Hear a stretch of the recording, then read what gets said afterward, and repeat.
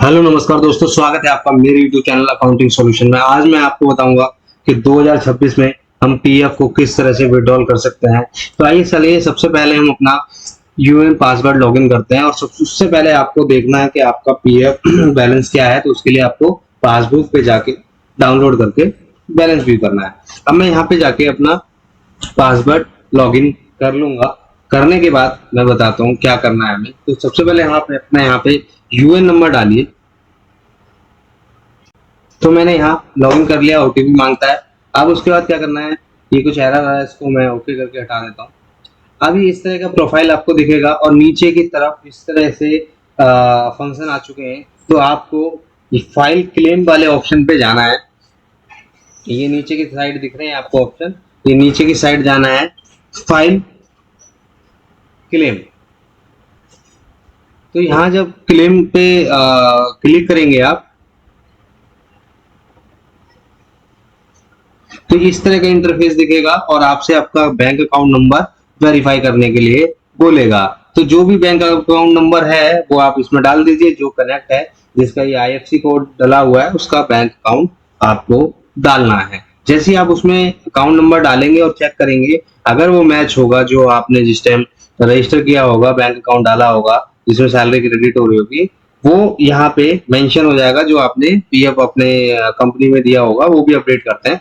तो यहाँ पे जैसे चेक का क्लिक करेंगे तो वो वेरीफाई हो जाएगा, अगर राइट होगा तो। ये देखिए हो गया। अब इसके बाद प्रोसीड फॉर ऑनलाइन क्लेम करेंगे। अब यहाँ पे 3 ऑप्शन पूछता है, तीनों में से आपको फर्स्ट ऑप्शन चुनना है अगर आपको पूरा का पूरा पीएफ विड्रॉल करना है। अगर एडवांस तो थर्ड वाला, और पेंशन है तो सेकंड वाला। अब इस तरह का क्वेश्चन दिखाया जाएगा कि आप पैन कार्ड अपना वेरीफाई कीजिए।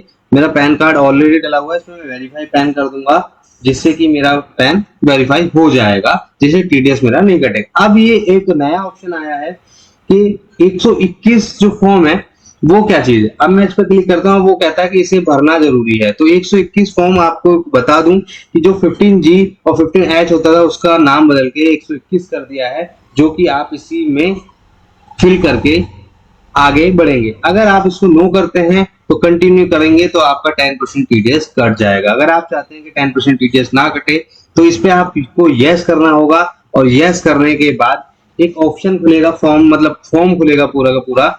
उस फॉर्म को आपको फिल करना है कि आगे बढ़ना है। लेकिन इसमें क्या है, पहले हम मैनुअली डाल के आगे बढ़ देते, अब ये ऑनलाइन है तो ऑनलाइन में सारी चीजें जो पूछेगा वो आपको भरनी पड़ेगी, चाहे आपके पास है या नहीं है।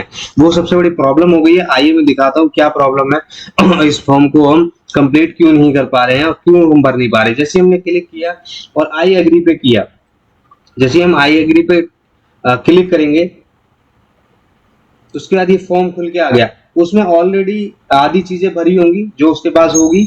उसके बाद नीचे नेचर ऑफ इनकम में पीएफ का विड्रॉलिंग है, वो ठीक भरा हुआ है, जितना आपका पीएफ विड्रॉल है वहां पे है। अब यहाँ पे बोलता है आपने 121, अब बोलता है आपने 121 वाई फॉर्म कहीं भरा है। तो अगर भरा है तो यस करके वहां उसकी डिटेल डाल दीजिए, अगर नहीं भरा है तो आप उसको नो कर देंगे। अभी मैं ये फिल करके देख रहा था, तो ये डिटेल फॉर्म ऑफ 121, इसको नो करना है। मैंने यस कर दिया, इसको नो करना है, इसमें डिटेल नहीं भरनी है, क्योंकि ये उसके लिए है जिसके लिए आपने फिल करके कहीं जैसे बैंक में दिया हो, एफडी हो, या कहीं किसी के लिए दिया हो, तो उसके लिए ये फॉर्म दिया जाता है।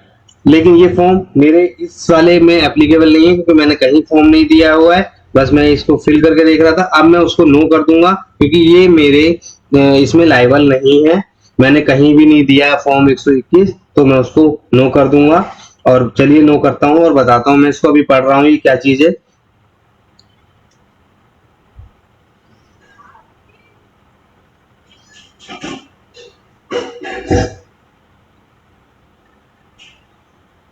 क्योंकि ये नया ही चीज आई है तो थोड़ा सा कंफ्यूजिंग है लोगों के लिए।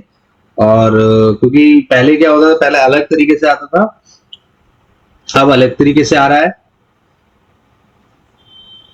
और फॉर्म 121 पहले ऑफलाइन बनते थे, अब ये ऑनलाइन आ गए। अब यहाँ पे एस्टिमेट इनकम पूछ रहा है। अगर आपकी कोई इनकम है तो उसमें ऐड करके भर दीजिए, नहीं है इनकम तो वही अमाउंट सेम आप लिख दीजिए, अगर आपकी कोई भी इनकम नहीं है तो। उसके बाद क्या करता हूं, मैं नीचे आता हूं और नीचे ऑप्शन है जो उस पर क्लिक करूंगा और क्लिक करके आगे प्रोसीड करूंगा। आपको मैं दिखाता हूं। अभी मैंने ये अमाउंट फिल कर दिया है।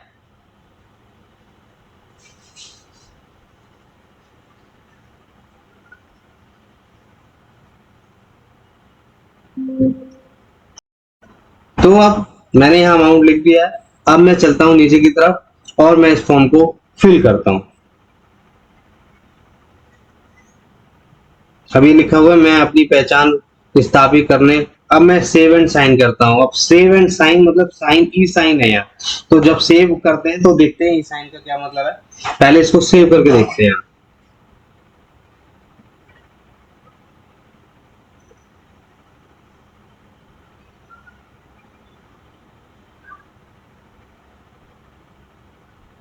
अब देखिए जैसे क्लिक किया तो ये बोलता है कि इसको आपको भरना है। 24-25 की आपको रिटर्न भरनी है और 25-26 की आपको यहाँ पे रिटर्न और इनकम का अमाउंट डालना है। जब अगर आपकी नहीं है तो भी आप नहीं भर पाओगे। ये मैंडेटरी है कि आप इसको फिल करके ही भरें। अगर इनकम टैक्स रिटर्न भरी है तो आपका 10% बच जाएगा। अगर रिटर्न नहीं है तो ऊपर नो करके इसको पूरा क्लेम कर लीजिए और ये ऑप्शन कुछ दिनों बाद ठीक हो जाएगा जहां तक हमें लगता है, क्योंकि ज्यादातर लोग ये रिटर्न नहीं भर पाते हैं क्योंकि इनकम ही नहीं है तो नहीं भरेंगे। जैसे मेरे केस में तो इस तरह से आप भर सकते हैं। अगर मेरी वीडियो अच्छी लगी तो मेरे चैनल को